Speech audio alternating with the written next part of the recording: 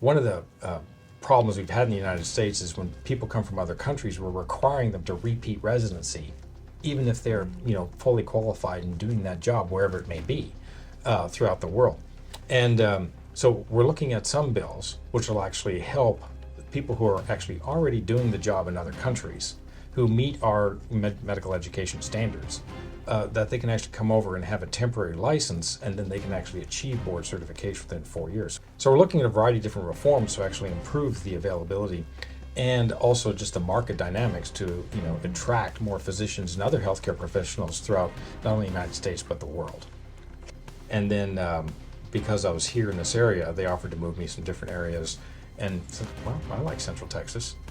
I developed roots and stayed. That's kind of the idea. Once you come to an area, whether it might be from El Paso, Amarillo, Houston, Tyler, wherever it may be, once someone develops roots, they tend to stay.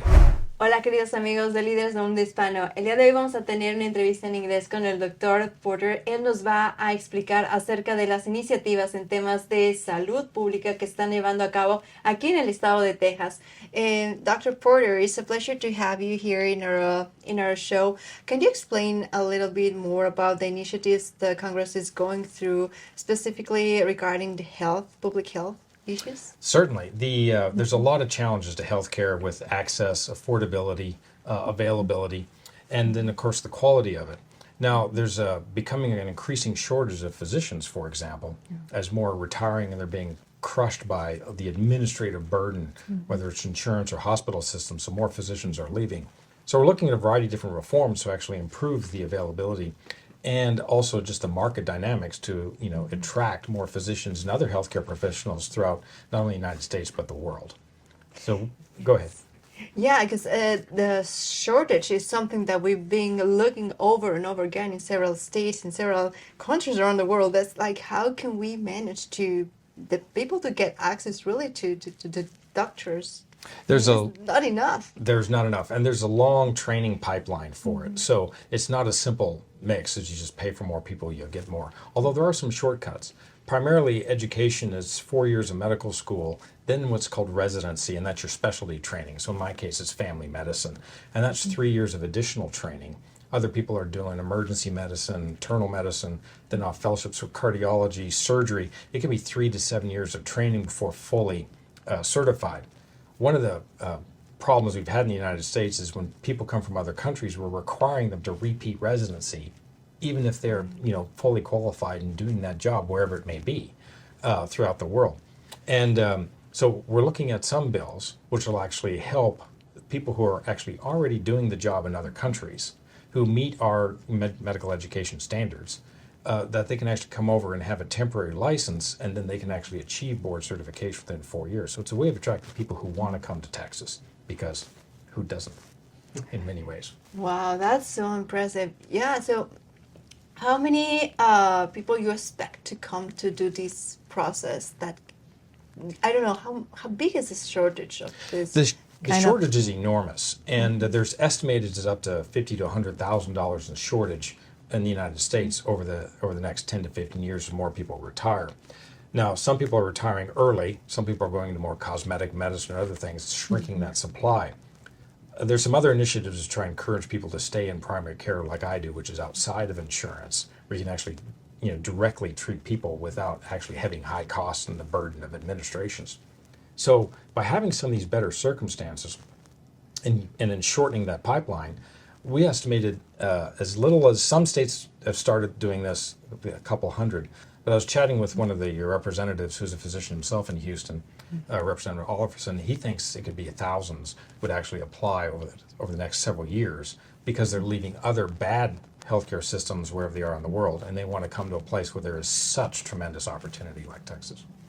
Yeah, this is something that definitely will attract a lot of professionals well trained in this domain, which is just very like high educational process to get to a doctor that knows how to deal with this kind of specific things that are just so delicate. Because if you just make a mistake. It involves the life of a person. So it's just terrible.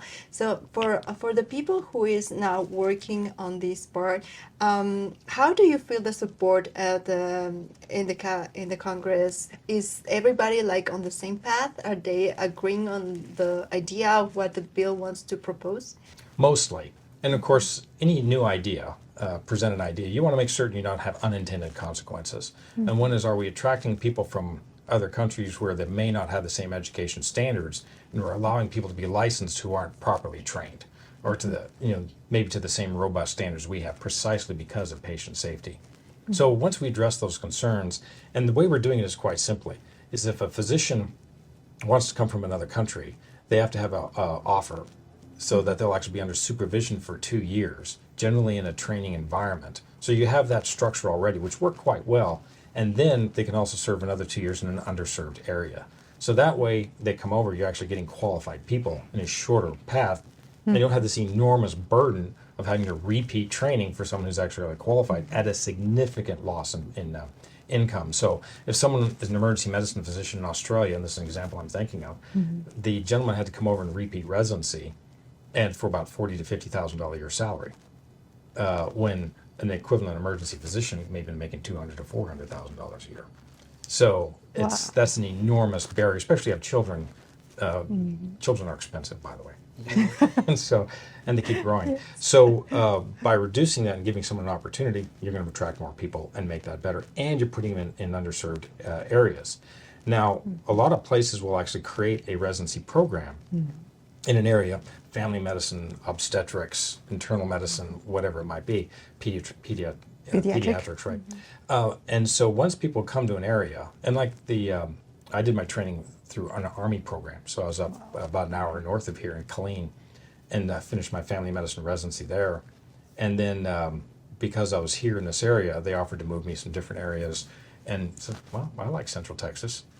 I developed roots and stayed. That's kind of the idea. Once you come to an area, whether it might be from El Paso, Amarillo, Houston, Tyler, wherever it may be, once someone develops roots, they tend to stay. So having these type of education programs where you're bringing people in who have good education, and you just certify that they've met the standards we expect in medicine. We have very high standards, and as we should.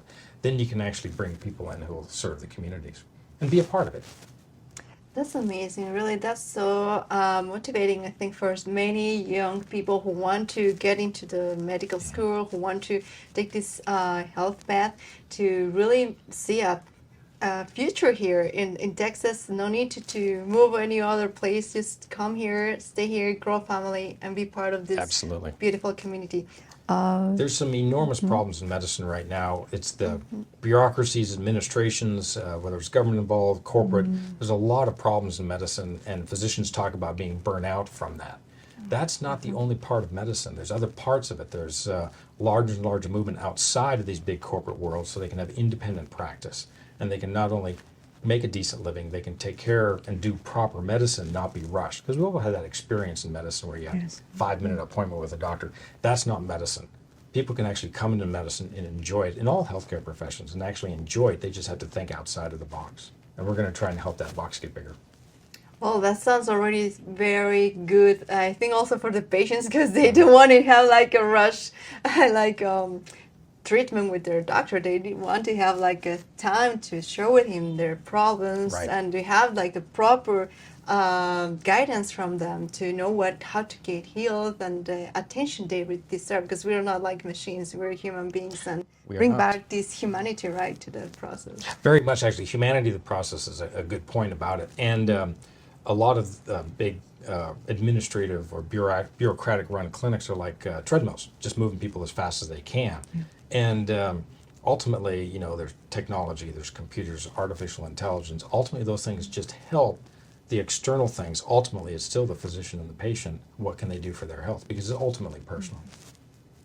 Oh, that sounds really good. So we wish all the best for these bills, and we hope to have them as soon as possible so more people can really enjoy this improvement of the health service for all the people here in Texas. So, that's why everybody's coming to Texas.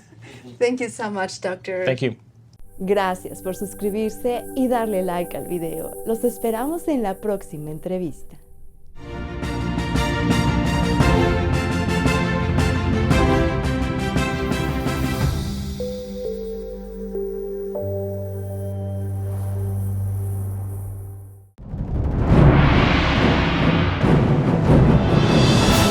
espectáculo realmente importante para cada uno de nosotros.